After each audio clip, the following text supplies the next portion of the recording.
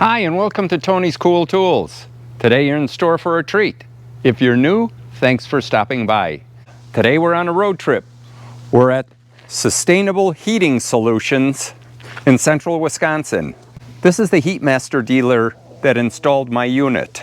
We're going to go over what's new for HeatMaster and seeing what the differences are from the unit I had to the new units now.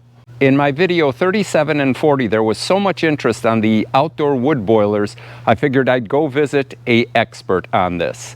And today, we'll see all the units that are out here. And as you can see, we have quite a few, and he has plenty of inventory on a number of the units.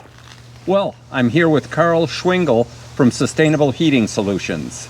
And he installed my G200 HeatMaster outdoor wood boiler about 4 years ago, working perfectly. I wanted to find out what is new. Since there was so much interest in the two videos that I did, I figured I'd come to the expert. Karl? Hey, Tony. Let us know what's new. So we're standing in front of a brand new HeatMaster G7000. So this is the slightly larger version of the G200 that you own. That was listed for 5,000 square feet. This is listed for 7,000 square feet. And that is mostly due to higher efficiency. The amount of wood that goes in is approximately the same. Yeah, it looks like the same unit. The actual output is higher because the efficiency is higher. So you sold me a unit that isn't that good in the beginning, huh? No, just kidding. There's always room for improvement. Okay. So speaking of room for improvement, there's always room. And so I'm going to run through some of the new features. Karl, hang on 1 second. I'm going to grab the camera so we can show these out. Right? Got it. Okay, go ahead. So we're going to start on the front of the stoves. The first thing you're going to notice is there's no more damper enclosure hump here, which is nice because it keeps it out of the way of any sort of creosote or dropped logs or knee knocking, anything up front here. We'll see there are now two dampers. They are both in the back of the stove. So we have still have our upper and lower doors. I'm going to open up the upper door here. You'll notice this door is probably 6 inches thick. It's about 3 inches thicker than the old style door. That is to keep more of the heat in the upper chamber so that everything can do its job up there. You'll also notice this door has a big overlap that the old doors did not. And in here we have another layer of weather stripping that keeps the edge of the door frame warmer, which leads to less creosote and moisture formation. Nice. We still have the smoke flap up front. I'm going to pull that out for just for visibility's sake here. And going into the upper chamber here, you'll notice there are still side air entrance, and these are bringing air in from the back of the stove as opposed to the old style, which are bringing air in from the front of the stove. This is the air coming into the upper chamber to burn your wood. Down in the bottom here, you'll notice a very heavy stainless steel insert that has air holes on the two sides. That is bringing your secondary air in for the secondary combustion for your reburn area. The one I have is made out of brick or ceramic or something like that. So they've changed it to stainless steel now?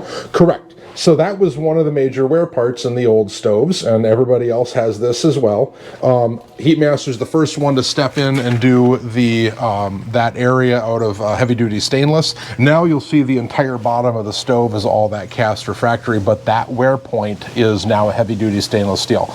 I've got 2 seasons working hard on my stove, and there's 0 wear showing down there. Because that is a wear component. It is a wear component. How long do those last? 5 years is the best guess. It depends on how hard you work the stove, how nice you are to it, and what kind of wood you're burning, et cetera, et cetera. Gotcha.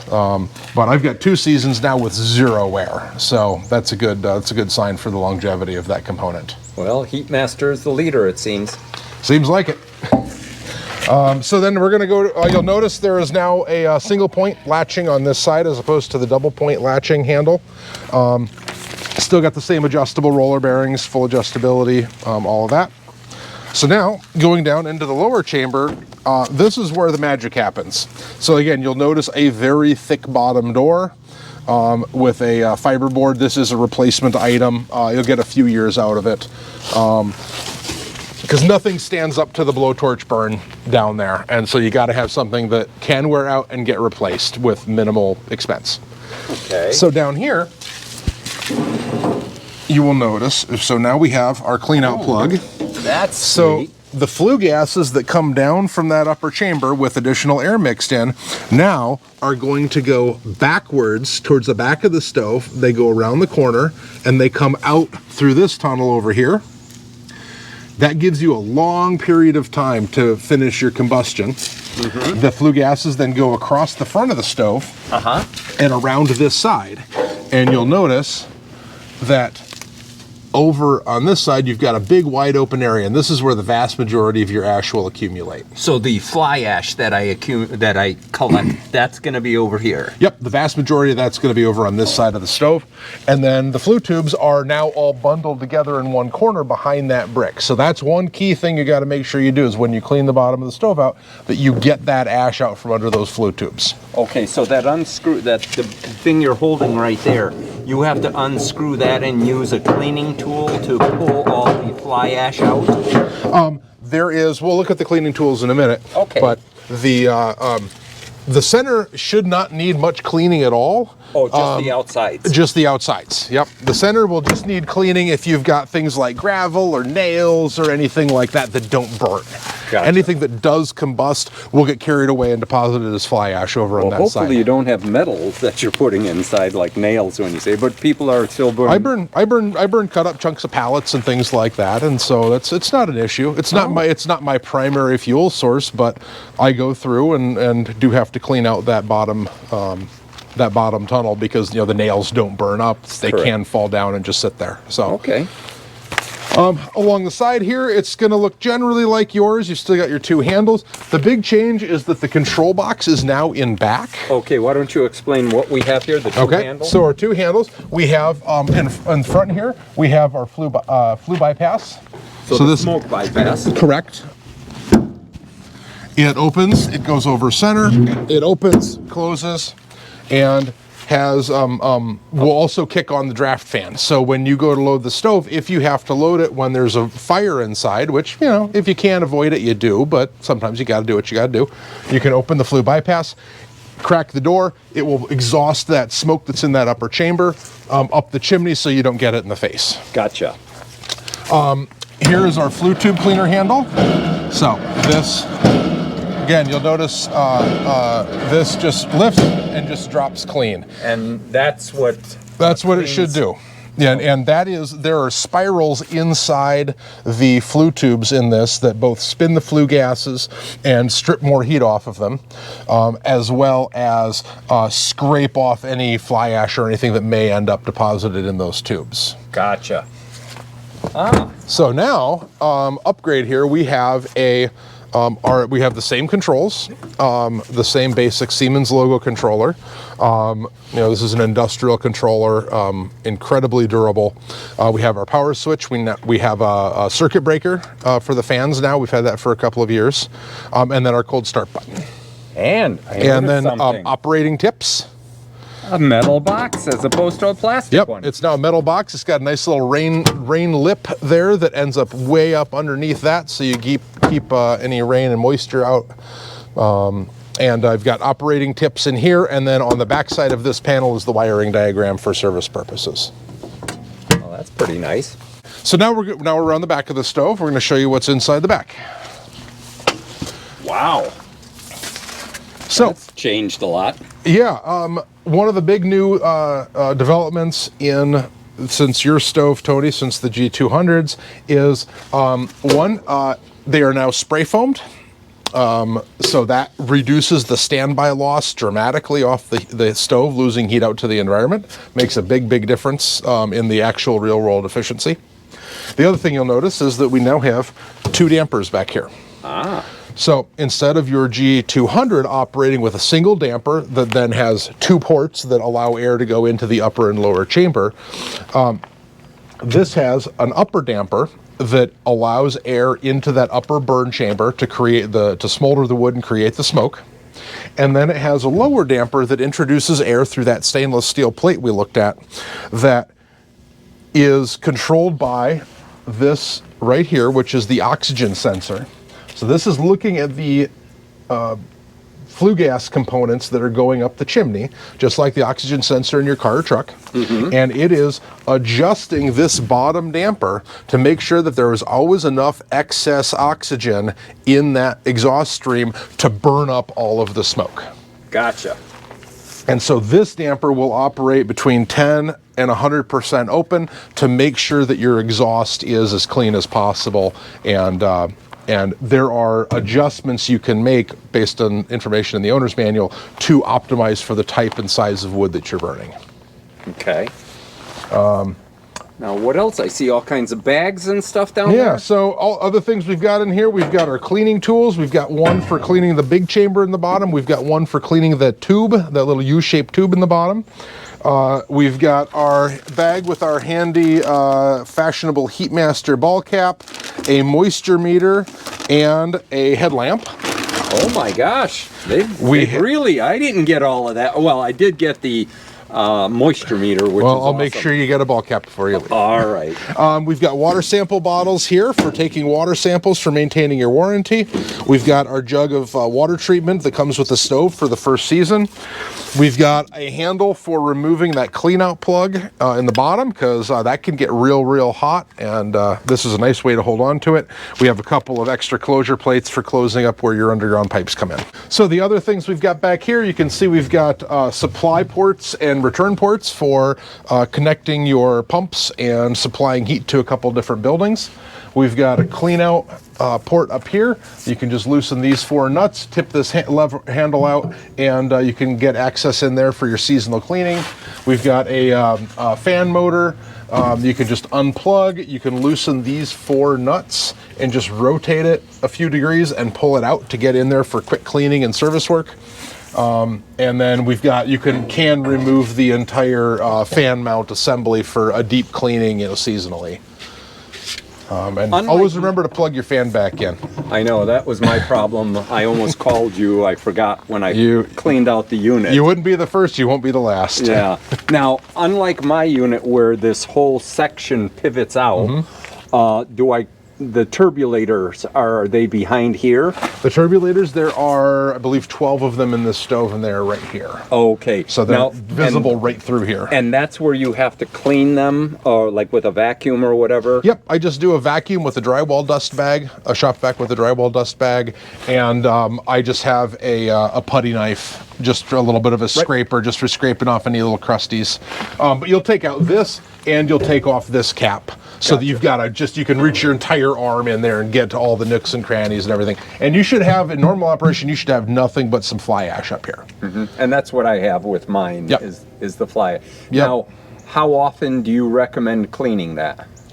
I recommend 3 times a year. I recommend, if you burn all summer, I should say, I recommend 3 times a year. And I don't recommend burning these in the summertime. I don't think it's worthwhile for the little bit you use for hot water. So with the old style boilers, I recommended 3 times a year. These I just recommend twice.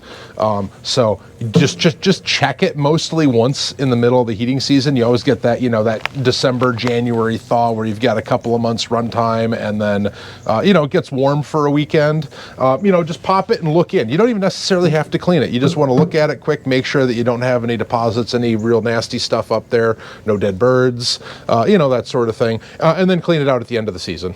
And usually you can tell by the handle, by the turbulators, whether it's loose or not. Right. Those levers, that lever should pull and then drop down cleanly. It shouldn't stick. It shouldn't, drop down chunky. If it does, that's your warning sign that something's up. Either your wood size or moisture content is way out of whack, or you've got an airflow problem, or something's not working right. And to rectify some of that, especially the easy one, is get some dry wood and put a couple of loads in with just dry wood. And that dry wood. There's also recommendations and suggestions in the owner's manual. This is definitely a piece of machinery that is read the manual. Gotcha. Which most men don't do. No, it's we're not allowed to. It's call Karl and tell him I got a problem. I know, call Karl. Karl will come and fix it. Yeah. So we've got the new 2022 G7000. So this is the 7,000 square foot boiler. This is the most popular, and this is the mid-sized unit, listed for 7,000 square feet. Again, your insulation and heat load is going to vary, so take that with a grain of salt. But we have in here, we have a firebox that is 28 inches wide, 28 inches deep, and 38 inches tall. So this is going to work really well with anything that'll come off of your standard splitter. 20. I split stuff between 20 and 24 inches in length. So that works Karl, great in there. Tell us about, this is the 7,000. What other models are there? There's the 4,000, you said? Sure. So there's also the 4,000, which is just a little bit bigger than the, it sort of split the difference between the old G100 and G200. And then we have the 7,000, which sort of splits the difference between the old G200 and G400. And then now we also have the G10,000, the big beast. So we'll go look at the 4,000, and then we'll go look at the 10,000. Okay, great. Karl, it looks like you have a number of boilers here. Yep, we've got a fair number of boilers in stock for the ramping up of the heating season. So this is our G4000. So this stove is listed for 4,000 square feet. Now that assumes, normal Midwestern winters and normal insulation levels. So your mileage may vary. This stove has got a firebox. It is 22 inches wide, 22 inches deep, and 32 inches tall. And so it'll hold up to 20-inch length wood just fine. It'll also work just fine with your 16-inch length stove wood. Fantastic. All right. And here we have the G10,000. This is the big boy. This is listed for 10,000 square feet of well-insulated space in the upper Midwest.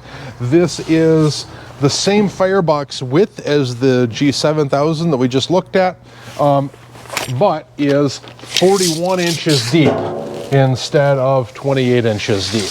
And it is still the same 38 inches high and 28 inches wide. We've shown you the specs on the outdoor wood boilers. Now we're going to show you early season startup. Here's the wood pile that Karl has, and here's what we're going to look at inside the unit here. And I will let Karl explain what he does in early season.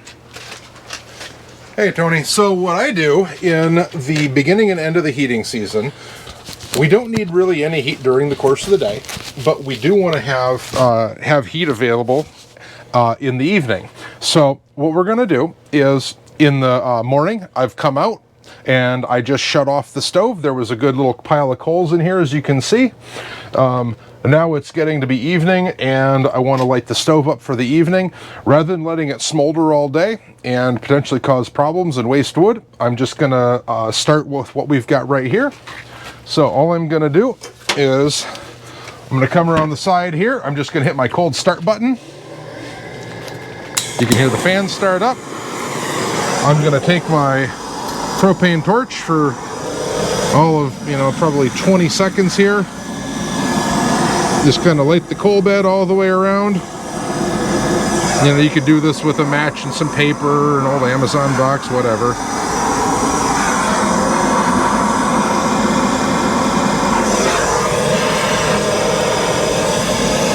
Just enough to get it going. And that's all it is, huh? And then now what I'm going to do is I'm just going to throw on some of the smallest, driest wood that I've got sitting around.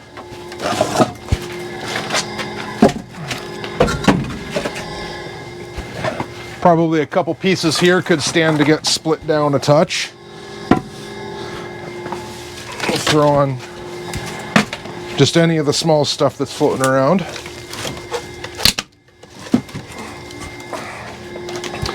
I'll split a couple of these down. Oh, you're using a nice axe there. I'm a fan. Well, that one isn't going super easy. No, it's got a knot in it. Oh yeah. Nope. Nice. Don't mind Tony's toes. I'm insured. You got plenty. Yep.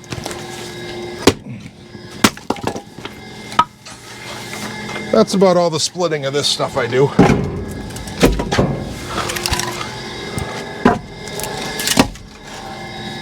And then just chuck in, not the biggest stuff, but. So in other words, the coals below are already heating. Yep, they're ready to go. They're bone dry charcoal down there.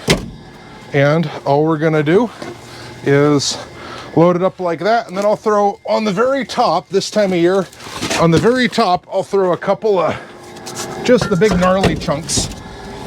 So you're putting in a whole tree, I see. Pretty much. Truly boiler wood. Yeah, I mean, these are my demo boilers, and I figure that I need to know where the weak spots are, so I do not baby them.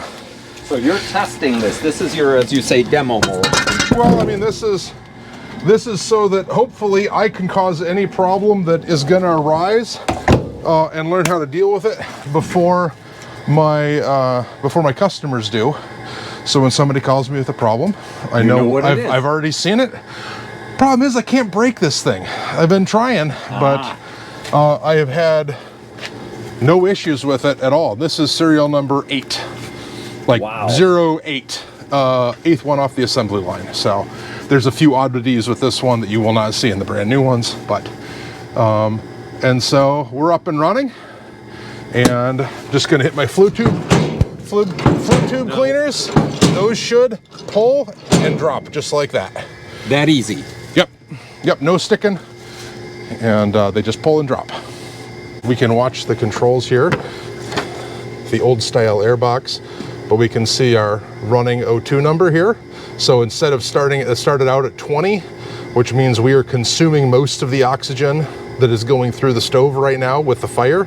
That number will continue to drop, as you can see here, as the fire catches. Right now we're in max air mode, which means that the upper air damper that we showed you on the other stove is all the way open until the stove gets up to temperature. And that's 180? That is 180. And this will actually drop out of that once it gets past cold start mode at 140. But, got it. That's to basically make sure if you're starting the stove from cold that it's got the horsepower to meet the load and get up to temperature quickly. And then our bottom air is starting to open now. As you see, our O2 number has now dropped down to the 5.5, 5.3. That bottom air is starting to open up because it knows there isn't enough air moving through that system. It's opening that bottom air up to make sure there's more air present to burn all the flue gases. That's the second damper, unlike mine, which only has one damper. Correct. Yours has one damper that opens into 2 channels, one for the upper and one for the lower, but through the same damper. This has 2 independently operating dampers. Gotcha. So we just started the stove up a couple minutes ago. We're still in max air mode, so you can see this top damper is all the way open. Don't put your finger in there, but you can put your finger in there. And then down here you can see the lower air is open about 50%, which is what it reads on the display up front. Karl, you've taken us through this journey of outdoor wood boilers. What are the benefits of an outdoor wood boiler? Well, especially with the high efficiency stoves, you really have the benefit of getting any of the mess and the smoke and fire hazard and all of that away from anything important to you. I like having my wood stove out where there's nothing that I can't write a check to replace. Okay. The high efficiency stoves burn a whole lot less wood, about half of the wood you're going to burn with a normal outdoor burner, really, I mean, we've kind of in this last year we've seen that, we're not as humans in charge of our our heating bills in a lot of ways. It's Mother Nature and it's market forces that we don't have any control over, and so I like having the ability to know that the only person responsible for what it costs me to heat my house and my barn is me. Interesting. And there's always, and even if I don't have time to cut wood, which a lot of times I don't, I'm always happy to go pay a neighbor to deliver me a load of wood and keep that money close to home. Great. Now you also off camera mentioned something that there's an incentive. Yeah, so we've got right now this year we have a 26% federal tax credit. Can you say that again? How much? 26%. I got 300 4 years ago. You're saying 26%. Yep, 26% of EPA listed stoves, so all of the HeatMaster models, the G series models qualify, and that is 26% back when you do your federal taxes in the spring, and that is on the stove, that is on an installation, that is on your underground pipe, your excavation, Wow. everything turnkey. Now, after the end of 2021, the categorization of wood boilers changes, and it is going to, it goes up technically to 30%. However, there's a $2,000 You cap. said 2021? At the end of the end of 2022. Okay, I just wanted to get that straight. Yeah. I'm only a year behind. I'm doing okay. That's okay. So yes, at the end of 2022, that number actually goes to 30%, but there's a $2,000 cap. So really, the benefit is get it in as soon as you can. Yep. Karl, one other question. Government regulations. New gasifiers that are out there versus the old outdoor wood boilers. Can you tell us something about that? Yeah, so currently, and this is as of 2020, the outdoor installed wood boilers have to meet some EPA regulations, and that is based on the emissions per million BTU delivered. So the only stoves that will meet those sorts of emission standards are modern gasifiers. The old style outdoor stoves are not legal to install for residential use in the US.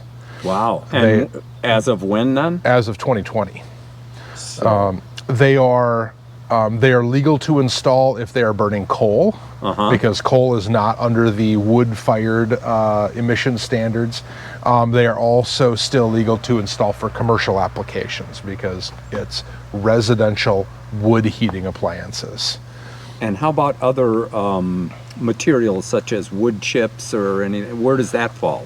Wood chips and pellets are regulated differently. They are still listed by the EPA, but they are different. They're a different set of regulations, and that'll vary dramatically manufacturer to manufacturer. So what you're telling me is right now I can only buy a gasification stove out there. You can buy stoves that are listed for coal burning that will also burn wood, but they are not legal to install for residential applications. Well, thanks for that information. Yeah. Lastly, Karl, I know a lot of people are going to ask, what are some of the problems that you see, or most common problems that you see out there with the outdoor wood boilers?